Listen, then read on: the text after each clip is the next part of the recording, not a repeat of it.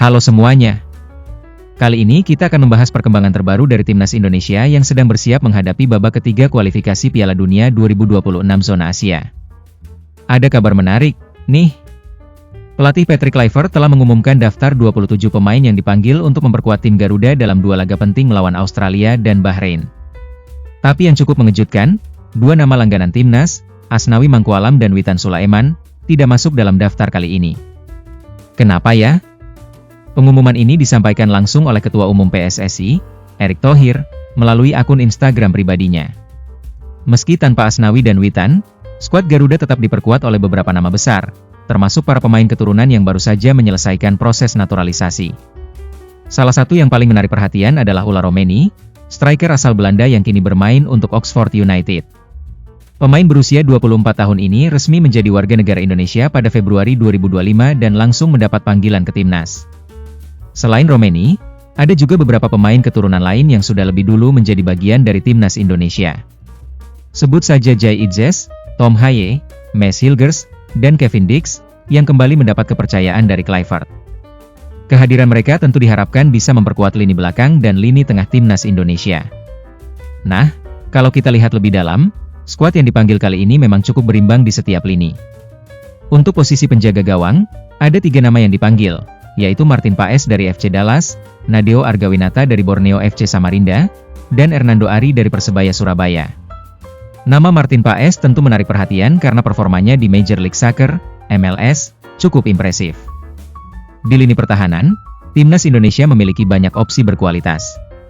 Ada Jai Idzes yang bermain di Venezia, Maes Hilgers dari FC Twente, Jordi Amat dari Johor Darul Ta'zim, hingga Nathan Choyaon yang saat ini membela Swansea City. Selain itu, masih ada Pratama Arhan yang kini memperkuat Bangkok United, serta Sandy Walsh yang bermain di Yokohama F. Marinos. Kehadiran mereka tentu membuat pertahanan timnas Indonesia semakin solid. Beralih ke lini tengah, Patrick Kluivert memanggil beberapa gelandang dengan karakter yang berbeda-beda. Tom Haye dari Almere City dikenal sebagai gelandang kreatif yang bisa mengatur tempo permainan.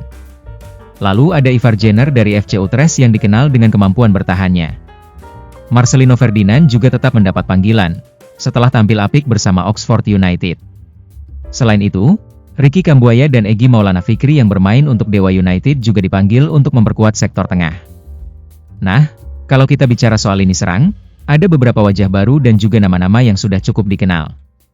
Salah satunya adalah Ragnar Oratmangoen dari klub FCV Dender di Belgia. Kemudian ada Rafael Struijk yang kini bermain untuk Brisbane Roar di Australia. Nama Septian Bagaskara dari Dewa United juga cukup menarik perhatian karena penampilannya yang cukup tajam di Liga 1, mencetak 7 gol dan 1 assist. Striker-striker lainnya yang dipanggil adalah Ramadan Sananta dari Persis Solo dan Hoki Caraka dari PSS Sleman. Yang menarik, daftar pemain ini masih bisa bertambah. PSSI mengonfirmasi bahwa masih ada 3 pemain yang sedang menjalani proses naturalisasi dan berpotensi masuk ke dalam skuad. Mereka adalah Emiliano Audero Mulyadi, kiper asal Sampdoria yang memiliki darah Indonesia dari sang ayah, lalu Dean Ruben James, serta Joey Matic Pelupesi. Jika ketiga pemain ini resmi menjadi WNI sebelum pertandingan melawan Australia dan Bahrain, bukan tidak mungkin mereka akan langsung dipanggil untuk memperkuat timnas. Lalu, bagaimana dengan peluang Indonesia di kualifikasi Piala Dunia 2026? Timnas Indonesia akan menghadapi 2 laga berat, yaitu melawan Australia pada 20 Maret 2025 dan Bahrain pada 25 Maret 2025. Mengingat Australia adalah salah satu kekuatan besar di Asia, laga ini tentu akan menjadi ujian berat bagi skuad Garuda. Namun, dengan komposisi pemain yang semakin kuat, peluang untuk memberikan perlawanan tetap terbuka. Pertandingan melawan Bahrain juga tidak bisa dianggap enteng. Tim asal Timur Tengah itu dikenal dengan permainan fisik dan kecepatan. Patrick Kluivert tentu harus menyiapkan strategi terbaik agar Indonesia bisa meraih hasil maksimal di 2 laga ini.